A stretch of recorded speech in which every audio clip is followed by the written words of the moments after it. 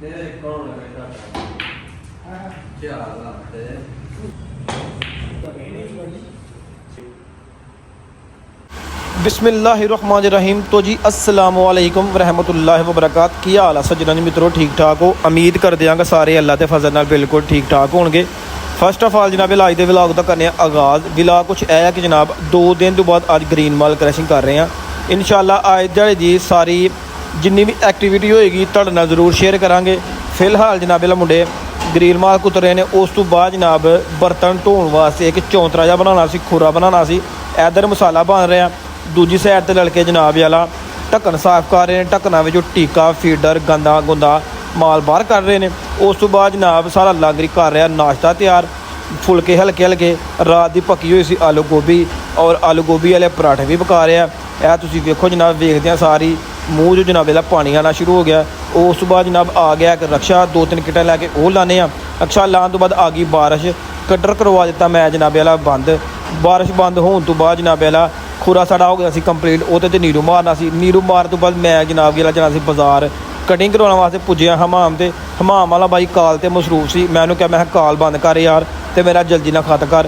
खत शात जनाब वाला कर दिता, हो गया जनाब वाला फ्री होने तो बाद मैं पुज्जा कारखाने। तो मेरे आंदिया मुंडिया ने ग्रीन माल कटिंग कर दिता सी। झाड़ू छाड़ू माल कचरा जरा सी वो तोड़े च पा रहे हैं।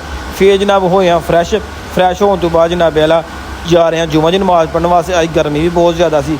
जुमा पढ़ के आ गया जनाब वाला वापसी। फिर हूँ जनाब वाला 2-2.5 घंटे सोने।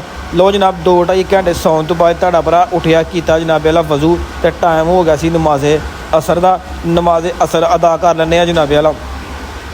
नमाज़े असर अदा करने तो बाद मैं जनाब वाला चढ़िया छत ते जनाब वाला शाम का सुहाना मौसम बड़ा ही प्यारा लग रहा। हर साइड से जनाब वाला ग्रीनरी है। मैं क्या अपने सारे दोस्तों जनाब वाला चेक करवाना चाहिए। फिर जनाब मुंडिया बहुत ही इसरार करने तो बाद जनाब वाला गए असीं स्नूकर खेडन वास्ते। इस सामने बिल्डिंग जी 2-2.5 साल तो बन रही है और सब लड़के जिहड़े इसरार कर रहे सन कि जनाब चलिए स्नूकर खेडन वास्ते। तो एक दूए नाल जनाब उत्थे गेम शेम लाने। तो चौधरी शहबाज साहब जनाब वाला कोई एक्शन बना रहे हैं। तो इत्थे इंज जाके स्नूकर खेडनी है। तो फिलहाल जनाब वाला पुज्जना स्नूकर की दुकान पर।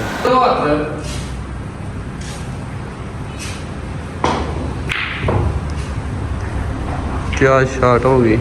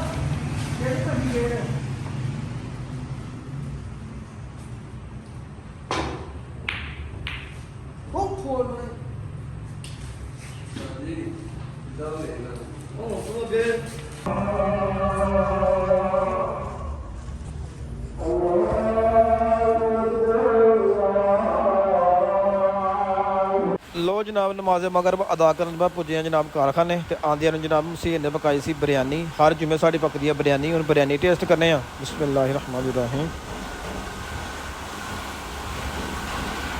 माशाल्लाह जी बिरयानी मसीह ने बहुत ही मज़ेदार किस्म की पकाई हुई है और सब वर्कर जनाब खा रहे हैं बिरयानी। असीं भी जनाब नाल बैठ के खा रहे हैं बिरयानी। इहदे जनाब डू कोका कोला जनाब जारी है। तो फिलहाल अज का व्लॉग करने इत्थे खत्म। अपने मेज़बान बंदे ने चीज़ें शफा कर जो इजाज़त अपना बहुत सारा ख्याल रखना। ओके अल्लाह हाफिज़।